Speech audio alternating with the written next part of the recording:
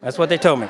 Don't be up here long. So in conclusion, what I want to say to you is that from Commissioner Doug Shulman, we want to say thanks for allowing us to participate in the REI Tour. And for those of you who have a financial education program that is very robust and powerful, we're going to be out to see you, and we're going to steal your stuff, okay? With your permission. And lastly, I want to say to all of the folks that are out there working on behalf of the disabled. You know, I often ask myself, why did God put me here on earth, and what does He expect me to do? Because you see, I've accomplished a lot personally. But you see, all of that would be for naught if I was not on a mission to move forward to help those who are maybe unable to help themselves. And so all of y'all out here are on the same mission. Maybe you ain't sent by the same person, but all of us are on the same mission to accomplish the same thing. And you see, I believe that if we work together as we have, if we continue to work together, that we will continue to be a powerful force in the disabled community, a force that is unrelenting, a force that gets to every avenue in the disabled community, to reach them, to touch them, to bring them in, to help them get jobs, to help them to save, to help them to file a return, to help them do whatever it is for as long as they need us, and then they are, just like our young children, they are on their own, right? Isn't that what we want for the disabled community? We want them to be able to be self-sufficient. We want them to have a life like ours. So again, I would like to thank our hosts today for all of you all do. I'm just so pleased to be part of the partnership here. And on behalf of the IRS and our commissioner, I want you to know that you can continue to count on our support. Thank you very much, and God bless you all.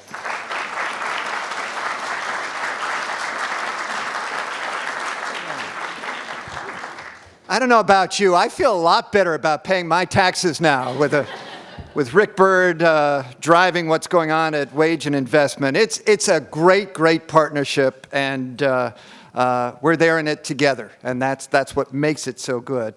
Let me turn next to Jeanette Hartnett, who, for everyone in this room knows, is the heart and soul of the Real Economic Impact Tour, and she's going to give you some of the highlights of just how far we've come in the past year. Jeanette.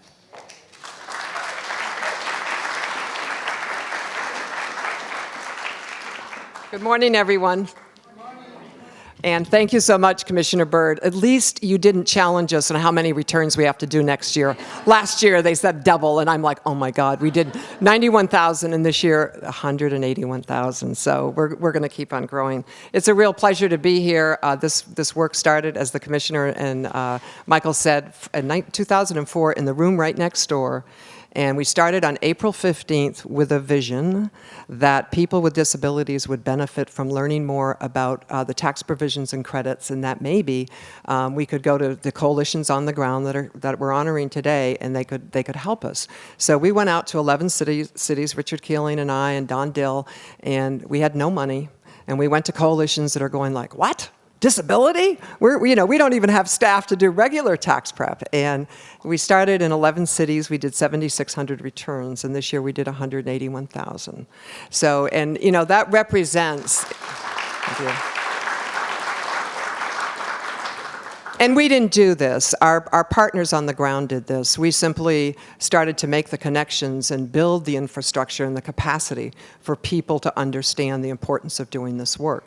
And I want to thank, first of all, the NDI team that is here today and that have made this happen over the years. But we have really grown, and what we're finding right now is that we're really looking at the issue of poverty, and I think that's one of the exciting outcomes of this work. Even though we're helping all these people, we over the past 5 years have saved $66 million in paid preparer tax fees. I mean, that's incredible. That's a real economic stimulus. That's money back in the community. disability that's not being, I mean, poor tax preparers, but, this is money that, is probably being spent in a better way. But what we're finding from our work, when we first started 5 years ago, we actually asked the tax coalitions, if you can believe this, would you please collect this data by hand? And they did. And it wasn't until last year, TaxWise software, which is the IRS software, actually embedded a question. We have one question. It says, do you consider yourself or a family member to have a disability? And this year, it's on the software. So now the coalitions don't have to do that anymore. We know last year it was underreported. Many people didn't understand how to, to open the, whatever to answer the question. But so we know our numbers are only going to grow. Why is this important? Because as we go out to continue this work, our funders and our sponsors need to know the business case. And what we've done here is we've really created a business case. In the past 5 years, we've raised, I would say, roughly about $1.2, $1.3 million, which is not a lot of money, and actually helped over 330,000 people. That's about $3.25 a return. That's a return on an investment. And that's just the business case. But what people are realizing, there's 54 million Americans with disabilities. They have $1 trillion in income, and it's incredible market segment. We work on the poor side. But the side that we're working on has family members and friends and are extremely loyal to the work. This year, we had the commissioner mentioned the death tax. We piloted a new initiative. We actually did taxes in real time remotely using the new VRS technology.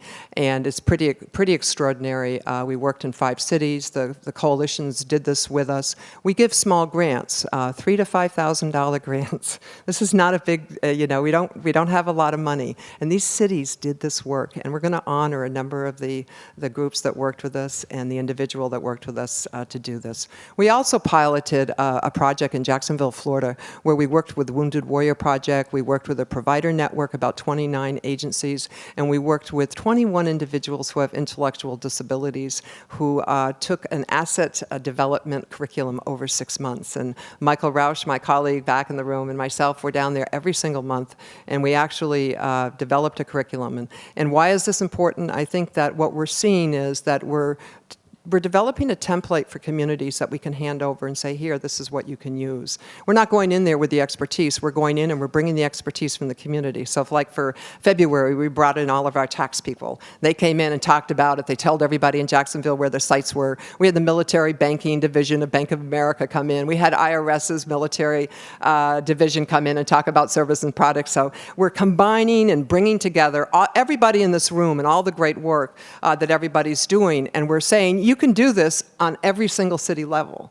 We don't have to reinvent all of this because it's all there, and it's really convening and connecting people to this work. We have been really excited about this project and hope that we can move forward, because we have many parents out there that are also looking at, special needs trust and pooled trust and what do we do. So we're just so excited. And I think today, as you're going to hear from the wonderful, wonderful agenda we have some wonderful new partners that are coming on board that are really going to help us expand the capacity and the information to serve people with disabilities. So with that, I would like to introduce our first sponsor, because obviously without this work, without our sponsors, we would not be here.